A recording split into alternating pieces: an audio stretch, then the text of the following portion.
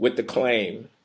I don't know what you can infer from the fact that there's a correlation between some index of white identity thing and Trump voting. I'm not sure that you can infer anything as robust as what you want to say on the basis of that. We could come back to that. Black Lives Matter is not some generic expression of black aspiration in America to which a racist, if he opposes it, would object. It's a radical movement. Have you read their manifesto? Do you know what they stand for and what they call for? Let me just say this. These people are not in the mainstream of American politics. If you go and look at their list of demands, it's a laundry list of the far left's ideological positions on a lot of issues that don't have anything to do with police. Well, I don't think there's any particular they there. I think one of the Okay, fine. challenges So with then Black we Lives can Matter quibble is about whether or not the subject behind the point that I'm making, which is how the rhetoric and the identity of Black Lives Matter affects voters who happen not to be Democrats sometimes. We can quibble about whether or not there's a real thing called Black Lives Matter. I don't care. The point I'm trying to make is that the narrative is radical. And opposition to it is not an expression of racism. Let me just be more clear about that. They don't speak for me, Harold, and they don't speak for black people. They don't represent the aspirations of black people. They are a particular historic phenomenon. It's rooted in the African American experience, but it is not characteristic of it. They don't like the churches, for example. Not a single one of them. They don't speak for me and they don't speak for my people, and therefore, opposition to their vitriol, to their raining down projectiles on police officers, to their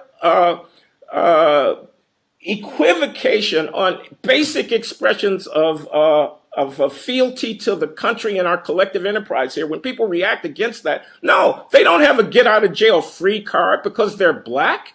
But they have to live with they have to live with the political consequences of what they do. I do not accept that the fact that Western Pennsylvanians, Southern Ohioans, out of Milwaukee, Wisconsin's, and a majority of the voters in the state of Michigan affirm Trump tells me that there's some intrinsic white supremacist strain of contempt and hatred in this country. It does not, okay? And unless Democrats reckon with the fact that not everybody has to like affirmative action, that not everybody has to line up and genuflect, as I just did on the gender issue.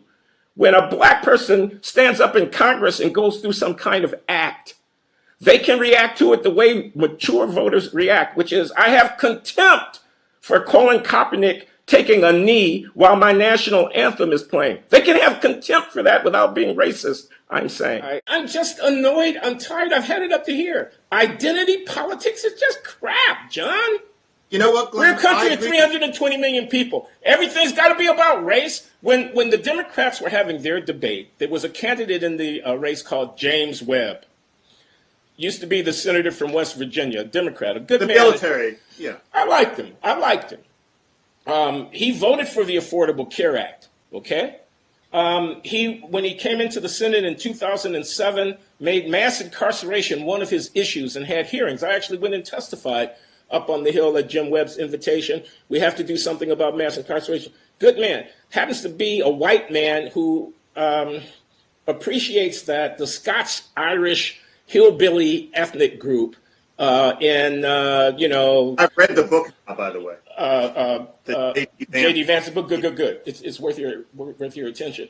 This is Jim Webb. He happens to think that white people count too, okay? And when the Democratic candidates were asked at their debate, Black Lives Matter or All Lives Matter, the guy from Maryland, I forget his name now, said Martin O'Malley. Martin O'Malley said Black Lives Matter. Bernie Sanders said Black Lives Matter. Hillary Clinton said Black Lives Matter. Jim Webb said All Lives Matter. He was the only one up there who said All Lives Matter. John, that was the right answer. Glenn, wasn't it Martin O'Malley who said that? I'm just doing a fact check here. Okay, well, you can look it up. I don't believe so. I think he got in trouble for saying it. But anyway, the point is somebody said that. Not in the debate. I think he had said it on some other occasion, and by the time the debate came around, he had revised his... Look. You give people, white people and black people for that matter, especially the ones who have to live in tough neighborhoods, a choice. between the cops and the Black Lives Matter types. You give them a choice. You give them a choice between law and order or what some people think is social justice, which is being on Michael Brown's side in the dispute between Michael Brown and Darren Wilson. You give them a choice, and then you're going to be surprised that a majority of them, or enough of them, in enough places like Pennsylvania and Ohio and Michigan and Wisconsin and North Carolina and Florida, side with the cops. And then, not you personally, you're going to call them racist? Okay? Black Lives Matter or All Lives Matter. There was only one correct answer to that question for anybody who wants to lead a country of 300 million people. Okay? And it was that all lives matter.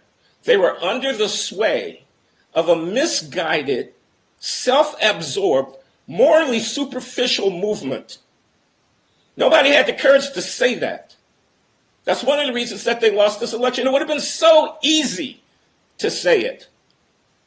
Okay? It would have been not all that hard. All you had to do was do what Bill Clinton would have done. And in fact, what Bill Clinton did do when he was confronted by some of these nuts who think that they have a right to shout down anybody because we're not dotting every I and crossing every T the way they want to on their manifesto of demands. When Bill Clinton had the courage to confront them, he was pilloried by all of the usual suspects in the media and on the left of the Democratic Party, but he was absolutely right. He had the right instinct about that. You know,